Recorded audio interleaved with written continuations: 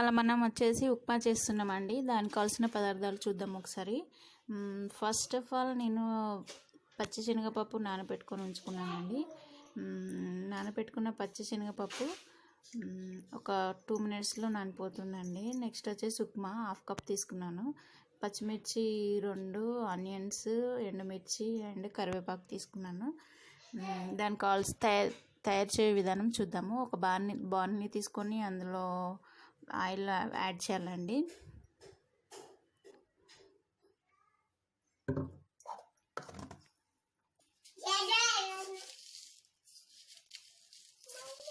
Oil వేడెక్కాక అందులోకి జీలకర్ర ఆవాలు వేసేయాలి.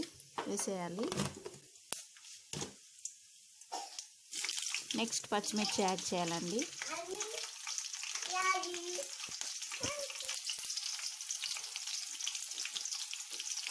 కొద్దిగా వేడెక్కాక అందులోకి ఆనియన్స్ వేయాలి.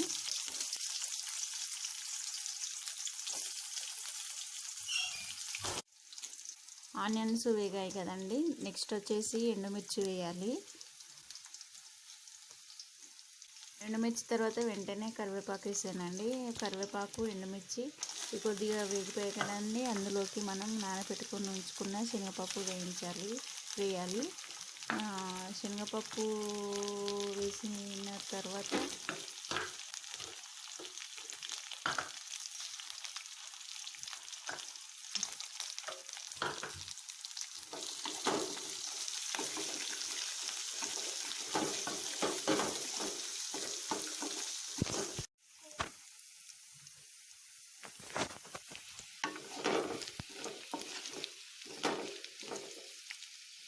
ఒకసారి కలిపేసుకొని అందులోకి మనం కొద్దిగా వేయించుకోవాలండి. వేగాక ఉప్మా కదండి, నేను 1/2 కప్ తీసుకున్నానండి. సో 1/2 కప్కి 1 కప్పు క్వాంటిటీ పడుతుంది. నేను 1/2 కప్పు 2 కప్స్ తీసుకున్నాను. వాటరు 2 కప్స్ 2.5 కప్స్ యాడ్ చేస్తున్నానండి. నెక్స్ట్ వచ్చేసి ఇవి కొంచెం మరగాలండి. చూస్తున్నారు కదా, బాయిల్ అయింది. అందులోకి నేను 2 స్పూన్స్ సాల్ట్ యాడ్ చేశానండి.